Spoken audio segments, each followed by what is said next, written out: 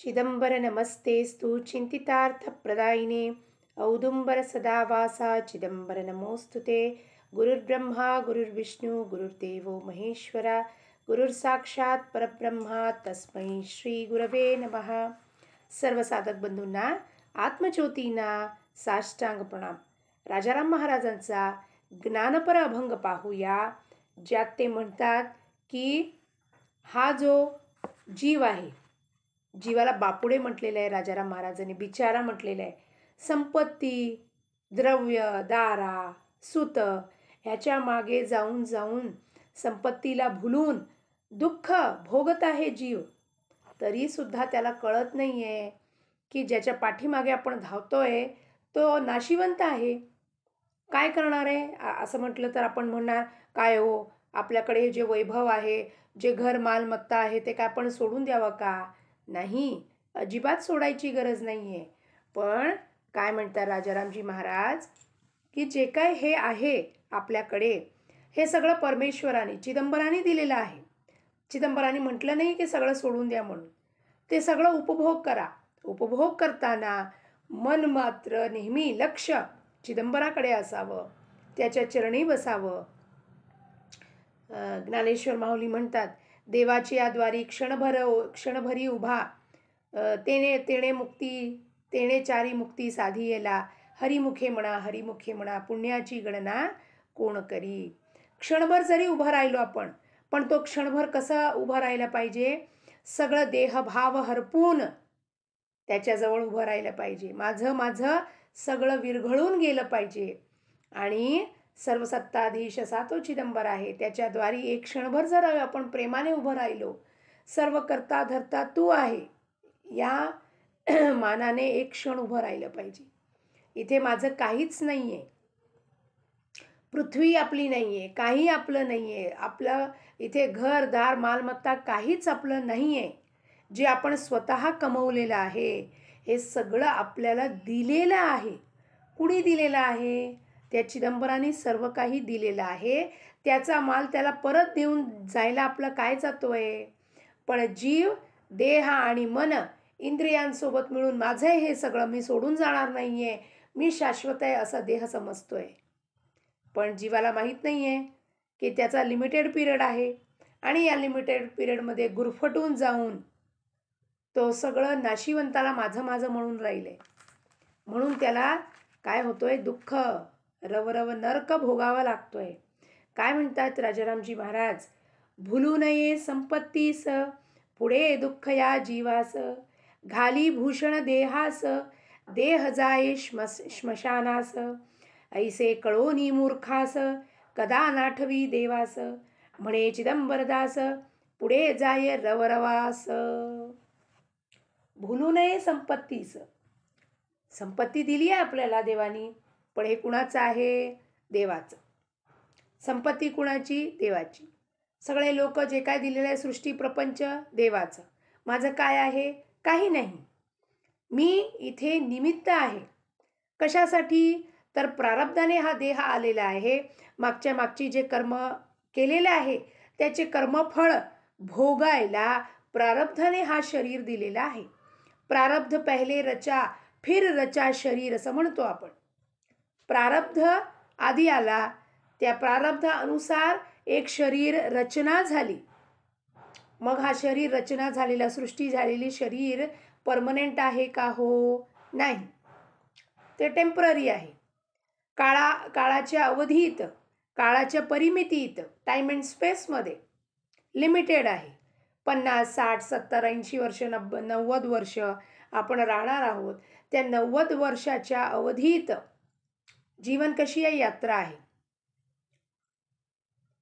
आदी आणि अंत यामध्ये जे जीवनाचा ओघ आहे, धारा आहे, ती सतत वाहत आहे. आणि त्या वाहणाऱ्या धारामध्ये आपण जे काय होत आहे ते परमेश्वराच्या इच्छेने होत आहे असं स्वीकार केलं तर तो मधला जो काळ आहे तो कसा असणार आहे? आनंदमय असणार आहे. कारण माझं स्वरूप आनंद स्वरूप आहे. पण जीव, पुढे दुःख या जीवास.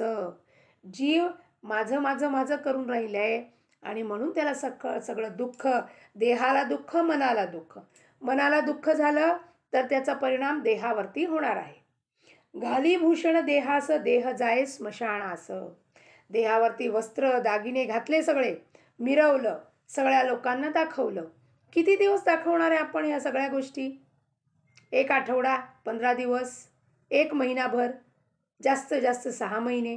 नंतर आपल्यालाच कंटाळा येतो, लोकांना बघून कंटाळा येतो आणि आपल्याला मग त्या गोष्टीचा काय तो वीट येतो. अरे, हे सगळ्यांनी पाहून घेतलं नेकलेस, साडी सगळ्यांनी पाहून घेतली, पुन्हा नवीन साडी पाहिजे, नवीन नेकलेस पाहिजे, नवीन घरातलं सामान पाहिजे. हे दाखवलं सगळ्यांना, आता कंटाळा आला. मनाचा तो गुणधर्म आहे. कोणतीही गोष्ट मनाला खूप वेळ आवडत नाही. एकाचं आकर्षण संपलं तर दुसरं वस्तू पाहिजे असतं. तर महाराज म्हणतात, घाली भूषण देहास देह जाय स्मशानास. हा देह कुठे जाणार आहे हो? स्मशानात. त्यावेळेला लोक इतके उदार आहेत का आपले लोक, की ते देहावरती अंगावरती दागिने राहायला देणार आहे का? अंगठी असो, नथ असो, सगळं काढून घेणार आहे. अरे, त्याचं सगळं तर अग्नीमध्ये भस्म होऊन जाणार आहे. त्याचा काय उपयोग आहे? आज तर किती आहे, 70 का 80 हजार रुपये 10 ग्रामला आहे. तर कोणी देणार आहे का हो? सांगा बरं. ते सुद्धा ठेवणार नाही आपल्या अंगावरती. मग त्या देहासाठी इतकी का मोह पडून राहिले आहेत आपण? ते देह स्मशानात जाणार आहे हे सगळ्यांना माहिती आहे. पण मग त्या देहावरती किती अभिमान, किती ममत्व, ह्या सगळ्या धरून आपण किती आशा धरून हे सगळं घालायचंय, मिरवायचे करतोय. ऐसे कळोनी मूर्खास कदा नाठवी देवास. ह्या देहाला भूषण घालून मिरवण्यासाठी आलोय का पृथ्वीवरती? नाही.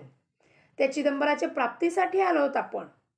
कळोनी मूर्खास. मूर्ख इथे कुणाला म्हटलेलं आहे? मनाला म्हटलेलं आहे. कारण मन अज्ञानी आहे.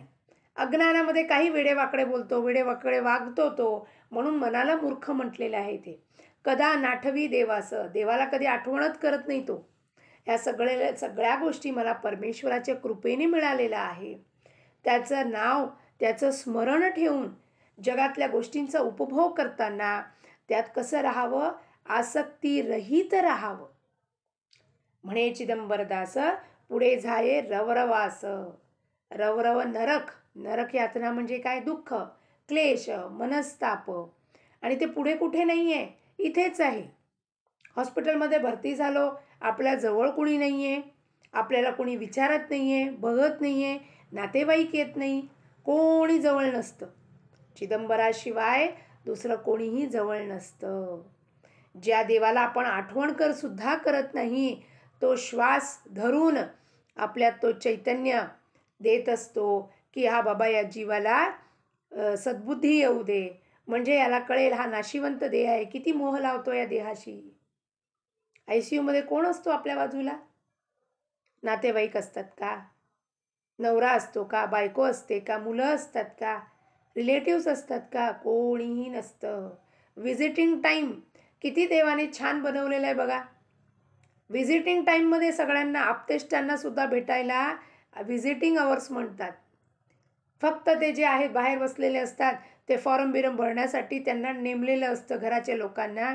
त्यांना सुद्धा ICUमध्ये अलाउड नाही आहे.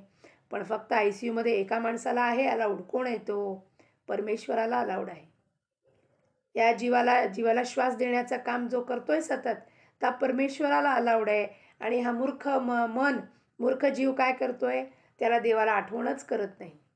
माझं माझं माझं माझं करून पडून राहिलंय, म्हणून दुःख भोगावं लागेल जीवाला. म्हणून वेळेस सावध हो. म्हणून राजारामजी महाराज म्हणतात, वेळेला सावध व्हा. चिदंबराला आठवण करा, नामस्मरण करा, नामजप करा.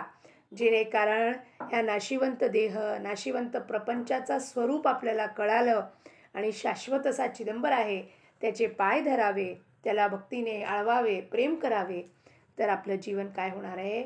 उद्धार होणार आहे, समाधान मिळणार आहे आणि आनंदमय जीवन जगता येतं आणि नरदेहात येऊन भगवंताची प्राप्ती करता येतं, असं राजारामजी महाराज आपल्या सर्वांना बोध करतायत. राजारामजी महाराज चरणी अभंग अर्पण करून लोकाः समस्ता सुखिनो भवन्तु. जय चिदंबरा.